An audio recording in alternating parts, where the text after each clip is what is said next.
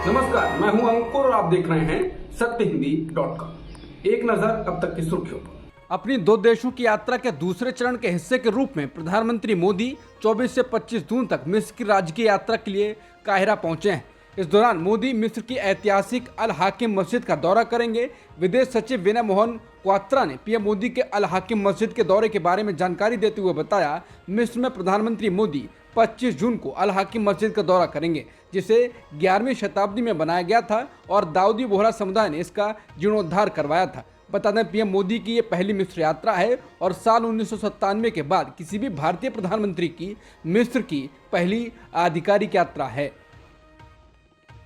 BJP के वरिष्ठ नेता सुब्रमण्यम स्वामी ने मोदी के अमेरिकी दौरे और चीन के द्वारा भारतीय जमीन हथियाने को लेकर सवाल पूछा है। उन्होंने ट्वीट कर पूछा कि मोदी ने बाइडेन के साथ लद्दाख की 4024 वर्ग किलोमीटर जमीन पर चीन के कब्जे का मुद्दा क्यों नहीं उठाया। इसके बाद स्वामी ने कहा कि एक उत्तर यह है कि अमेरिका ने चीन को सूचित कर दिया था कि इसे नहीं उठाया जाएगा। दूसरा उत्तर यह है कि जब तक मोदी कोई आया नहीं का अपना बचकाना रुख नहीं छोड़ते, तब तक इसे नहीं उठाया जा सकता। ओलंपिक पदक विजेता योगेश्वर दत्त और विनेश फोगाट के बीच बयानों के हमले जारी हैं। अब योगेश्वर दत्त ने पहलवान विनेश फोगाट की ओर से लगाए गए आरोपों का जवाब दिया है और उन्हें बेबुनियाद बताया है। उन्होंने कहा कि महिला पहलवानों और उनके माता पिता पर दबाव बनाने के आरोपों पर दत्त ने कहा कि अगर ऐसा था तो उन्हें मीडिया या पुलिस को इस बारे में बताना चाहिए था। योगेश्वर दत्त ने कहा कि उन पर ब्रजभूषण सिंह की चापलूसी का आरोप लगाया जा रहा है, लेकिन उनसे नजदीकी का असली फायदा तो विनेश फोगाट ने ही उठाया है। बीबीसी से बात करते हुए योगेश्वर दत्त ने कहा कि उन्होंने कमेटी में रहते हुए किसी लड़की या उनके माता पिता पर कोई दबाव नहीं बनाया। बता दें, विनेश फोगाट ने एक ट्वीट कर आरोप लगाया था कि योगेश्वर महिला पहलवानों के चयन के लिए बनी 2 कमेटियों में थे। वो महिला पहलवानों और उनके माता पिता पर दबाव बना रहे थे कि वो रेसलिंग फेडरेशन ऑफ इंडिया के पूर्व अध्यक्ष ब्रजभूषण सिंह के खिलाफ कुछ ना बोलें।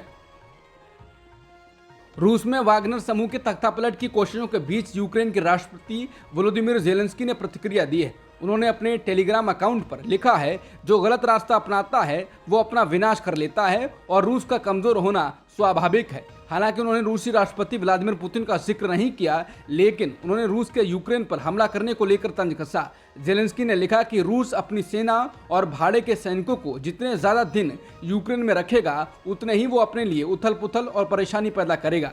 इतनी उथल पुथल मच गई है, इसके पीछे कोई झूठ नहीं छुप सकता। ये सब एक ही व्यक्ति के कारण हो रहा है।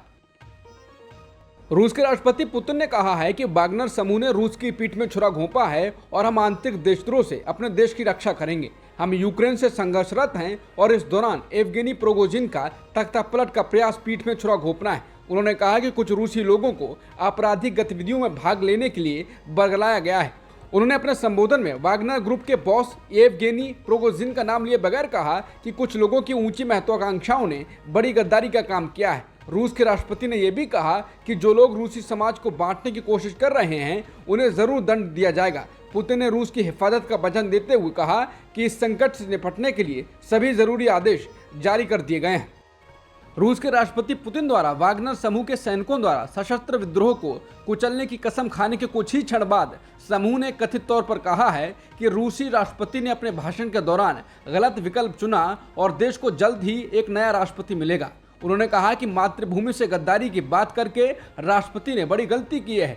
हम देशभक्त हैं, हम लड़ते रहे हैं और हम अब भी लड़ रहे हैं। उन्होंने कहा कि हम अपने देश को भ्रष्टाचार, झूठ और नौकरशाही में फंसे रहना नहीं देना चाहते हैं। बता दें, वागनर समूह चीफ येवगेनी प्रिगोजिन के नेतृत्व में भाड़े के सैनिकों ने सैन्य नेतृत्व को हटाने के अपने प्रयास के तहत 2 रूसी शहरों पर नियंत्रण का दावा किया है। वागनर ने दावा किया कि समूह ने 3 रूसी हेलीकॉप्टरों को मार गिराया है और नेशनल गार्ड से थोड़ा प्रतिरोध का सामना करना पड़ रहा है। रूस में जिस वागनर ग्रुप पर तख्ता पलटने की कोशिश का आरोप लगा है, हाल ही में उस पर यूक्रेन में भी वहां के राष्ट्रपति ज़ेलेंस्की की हत्या की कोशिश और यूक्रेन की तख्ता पलट का आरोप लगा था। यानी वागनर ग्रुप हाल तक पुतिन के लिए काम करता था। इस साल की शुरुआत में कहा गया था कि यूक्रेन में वागनर समूह के लिए लड़ रहे लड़ाकों में 80% जेलों से भर्ती किए गए हैं। यूक्रेनी सैनिकों से बखमूत शहर का नियंत्रण छीनने में वागनर समूह के लड़ाकों की बड़ी भूमिका रही थी। ये लड़ाई लंबी चली थी। इस तरह की रिपोर्ट पश्चिमी मीडिया ने दी थी। सारे मामले में लोचा ये है कि टाइम्स पत्रिका समेत सभी पश्चिमी मीडिया ने उस समय जिस ओलिगार्च एवगेनी प्रिगोजिन को राष्ट्रपति पुतिन का निकट सहयोगी बताया था, उसी प्रिगोजिन को रूसी राष्ट्रपति ने इस तख्तापलट का खलनायक बताया है। वागनर के सैनिक अभी भी रूस की तमाम बैरकों में रह रहे हैं और पुतिन के निर्देश पर वो कार्रवाई को अंजाम देते हैं, लेकिन वागनर समूह के चीफ से पुतिन का अब 36 का आंकड़ा हो गया है और उस पर अब तख्तापलट का आरोप है। मणिपुर में आगजनी की एक ताजा हिंसा के तहत उपद्रवियों ने शनिवार को राज्य सरकार के मंत्री एल सुसिंद्रो मैतेई के घर पर एक निजी गोदाम और वहां खड़े वाहनों को आग लगा दी। हमला करने आई भीड़ ने मंत्री के घर में घुसने और इमारत को आग लगाने की भी कोशिश की, लेकिन सुरक्षा बलों के जवान वहां समय पर पहुंच गए और आंसू गैस के गोले दागकर भीड़ को तितर बितर कर दिया। पुलिस ने कहा कि सुरक्षा बलों ने आधी रात तक आंसू गैस के कई गोले दागे ताकि भीड़ को मंत्री के खोराई स्थित आवास का घेराव करने से रोका जा सके। घटना में किसी के भी हताहत होने की जानकारी नहीं है। इसी तरह आगजनी की एक और घटना पूर्वी इम्फाल के साजिबा जेल के पास इशराऊ इलाके से सामने आई, जहां उपद्रवियों ने बीजेपी कार्यालय में भी आग लगा दी। बता दें, इससे पहले राज्य की महिला मंत्री नेमचा किपकेन के इम्फाल पश्चिम जिले के लामफेल इलाके स्थित घर को 14 जून की रात को अज्ञात लोगों ने जला दिया था।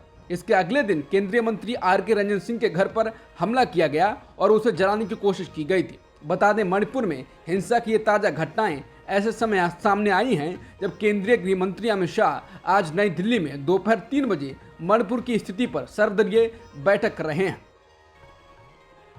जुलाई में नए सत्र से उत्तर प्रदेश बोर्ड अपने छात्रों को भारत के 50 महान नेताओं के जीवन और समय के बारे में पढ़ाएगा।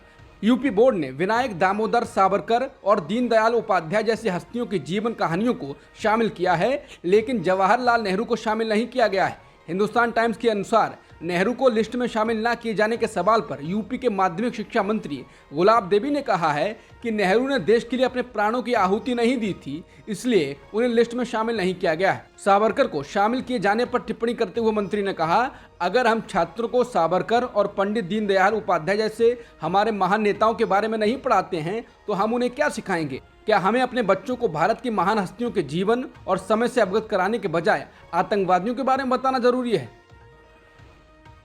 मध्य प्रदेश में विधानसभा चुनाव के ठीक पहले बीजेपी में भगदड़ मची हुई है। नेता खुलेआम एक दूसरे के खिलाफ ताल ठोक रहे हैं।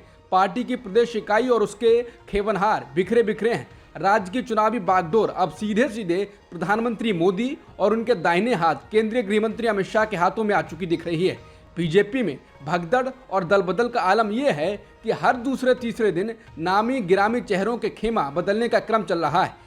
मध्य प्रदेश भाजपा को एक और तगड़ा झटका लगा जब सूबे के मुख्यमंत्री रहे घाघ नेता स्वर्गीय गोविंद नारायण सिंह के बेटे ध्रुव प्रताप सिंह ने केसरिया दुपट्टा किनारे रखकर कांग्रेस का हाथ थामा है। मध्य प्रदेश कांग्रेस के अध्यक्ष कमलनाथ ने ध्रुव प्रताप को पार्टी की सदस्यता ग्रहण कराई।